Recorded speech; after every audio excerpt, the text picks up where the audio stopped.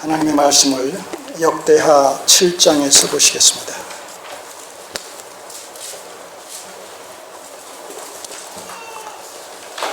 구약 664쪽입니다.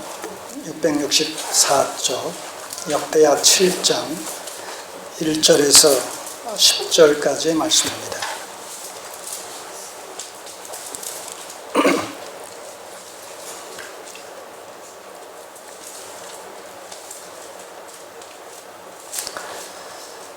장 1절에서 10절까지의 말씀을 같이 읽겠습니다. 솔로몬이 기도를 마침에 불이 하늘에서부터 내려와서 그 번제물과 제물들을 사르고 여호와의 영광이 그 전에 가득하니 여호와의 영광이 여호와의 전에 가득함으로 제사장이 그 전에 능히 들어가지 못하였고 이스라엘 모든 자손은 불이 내리는 것과 여호와의 영광이 전에 있는 것을 보고 박석간 땅에 엎드려 경배하며 여호와께 감사하여 가로되 선하시도다 그 인자하심이 영원하도다 하니라. 이에 왕과 모든 백성이 여호와 앞에 제사를 드리니 솔몬 왕의 드린 제물이 소가 22,000이요 양이 12만이라. 이와 같이 왕과 모든 백성이 하나님의 전에 낙성식을 행하니라. 때에 제사장들은 직분대로 모셔서고 레위 사람도 여호와의 악기를 가지고 섰으니 이 악기는 전에 다윗 왕이 레위 사람으로 여호와를 찬송하려고 만들어서 여호와의 인자하심이 영원함을 감사하게 하던 것이라. 제사장은 무리 앞에서 나팔을 불고 온 이스라엘은 섰더라. 솔로몬이 또 여호와의 전 앞들 가운데를 거룩히 구별하고 거기서 번제물과 화목제의 기름을 드렸으니 이는 솔로몬의 지은 놋단이 능히 그 번제물과 소제물과 기름을 응납할 수 없음이었더라. 그때에 솔로몬이 7일 동안 절기를 지켰는데 하맛 어귀에서부터 애굽 하수까지의 온 이스라엘의 심히 큰 회중이 모여 저와 함께 하였더니 제8일에 무리가 한 성회를 여니라. 단의 낙성식을 7일 동안 행한 후 이 절기를 7일 동안 지키니라. 7월 23일에 왕이 백성을 그 장막으로 돌려보내매 백성이 여호와께서 다윗과 솔로몬과 그 백성 이스라엘에게 베푸신 은혜를 인하여 기뻐하며 마음에 즐거워하였더라. 아멘. 기도드리겠습니다.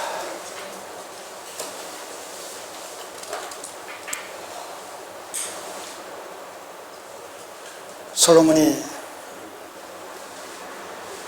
성전을 건축하고 하나님 앞에 중보 기도를 드렸을 때 하나님께서 그것을 연락하시는 증거로 하늘에서 불을 내려 그 번제물을 온전히 살라버렸습니다.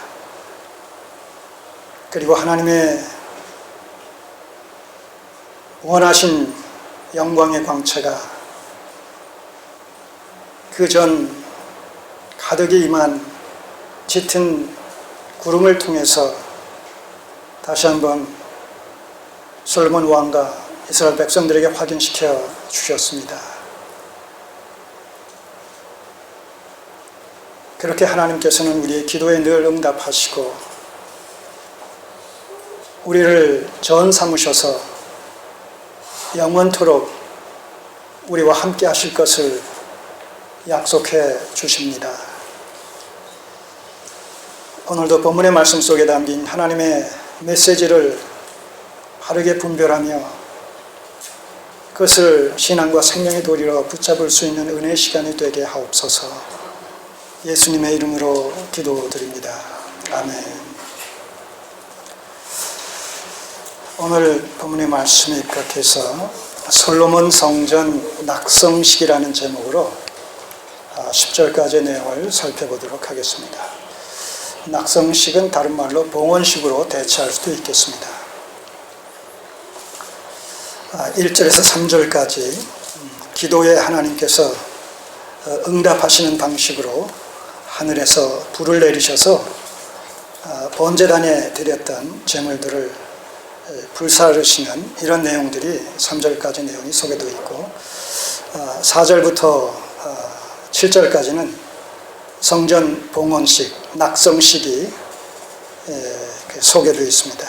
그리고 8절부터 10절까지는 7일간의 낙성식에 이어서 계속해서 7일간의 이 절기를 지키는데 이 절기가 장막절이라는 절기를 지키는 이런 내용으로 소개가 되어 있습니다. 이렇게 세 부분으로 나누어진 이런 7장 1절에서 10절까지 내용을 우리가 주제별로 살펴보도록 하겠습니다. 우리가 6장에서 솔로몬이 성전을 5장에서 다 건축하고 나서 하나님 앞에 제사장의 심정을 가지고 중보 기도를 하는 이런 내용을 살펴봤습니다. 오늘 7장 1절은 그런 그 솔로몬의 중보 기도에 대한 하나님의 응답으로 시작이 됩니다.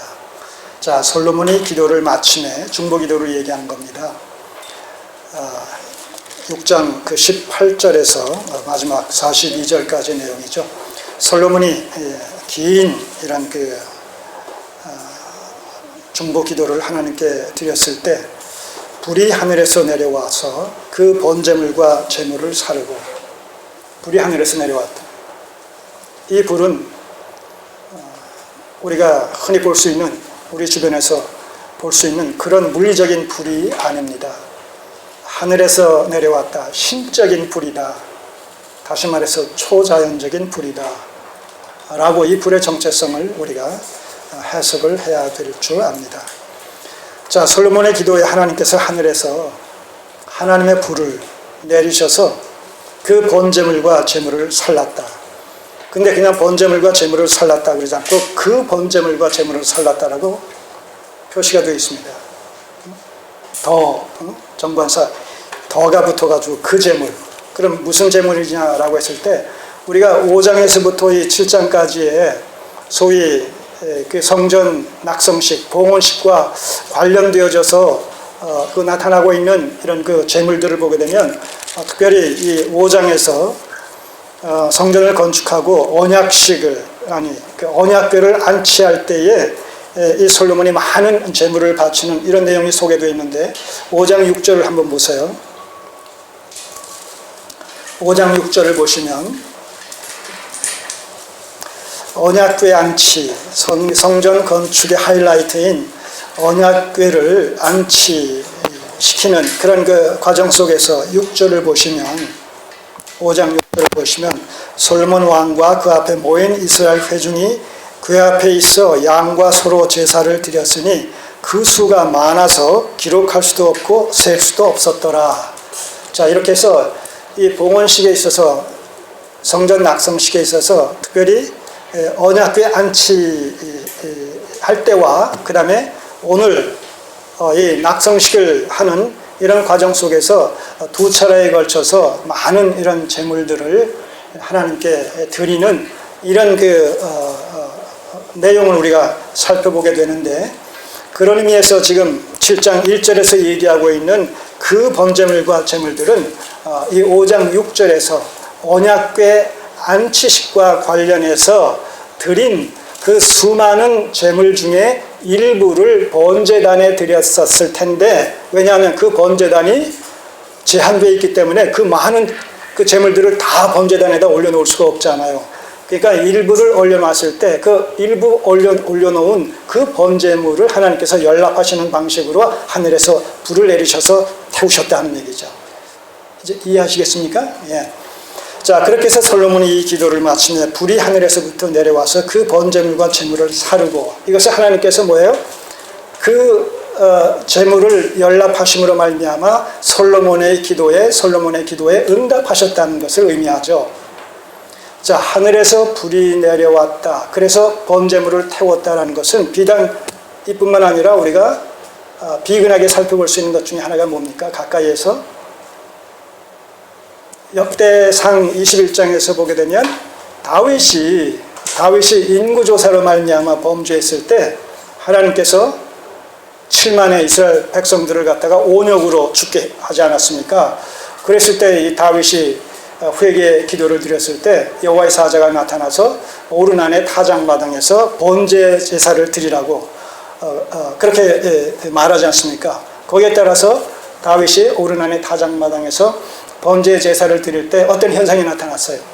하늘에서 불이 내려와서 그것을 태움으로 말미암아 그 제사를 하나님께서 연락하시고 그리고 동시에 그 온역을 그치신 이런 사건을 우리가 기억합니다.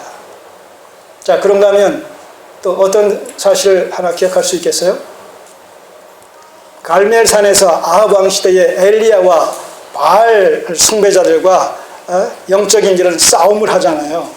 그럴 때 단을 쌓고 거기에 제물들을 올려놓고 기도할 때에 하늘에서 불이 내려와서 엘리야의 기도에 하나님께서 응답하심으로 말미암아 불이 내려와 그 제물들을 다 태우는 이런 일이 일어나지 않습니까? 예. 우리는 이렇게 성경을 통해서 하늘에서 불을 하나님께서 내리셔서 하나님의 백성들이 드린 번제물을 태우심으로 말미암아서 그 제사를 받으시고 하나님께서 그 가운데 임재하시는 이러한 그 상황들을 도초에서 목격을 하게 됩니다. 여기 이 솔로몬 당시에도 성전을 건축하고 그가 하나님 앞에서 자신과 또 이스라엘의 장래와 또 백성들을 위해서 중보 기도하게 할 때에 하나님께서 그것을 응답하시는 방식으로 하늘에서 불을 내리셔서 이 번제물과 제물들을 사르는 이런 그 현상을 우리가 여기서 확인하게 됩니다. 자, 2절 그러면서 동시에 1절 마지막 부분에 여호와의 영광이 그 전에 가득하니라. 자, 여호와의 영광이 가득했다라는 것은 어떤 현상으로 우리가 확인할 수가 있겠습니까? 자, 거기 그 이후에 보시면 2절 보시면 그 전에 가득하니라. 여호와의 영광이 여호와의 전에 가득함으로 제사장이 그 전에 능히 들어가지 못하였고. 왜 들어가지 못했어요? 영광이 가득했는데 영광이 가득함으로 말미암아 들어가지 못했다라는 것은 무엇 때문에 들어가지 못했다는 거예요? 하나님의 영광이 무엇으로 나타났다는 거예요? 어떤 현상으로? 자, 5장 14절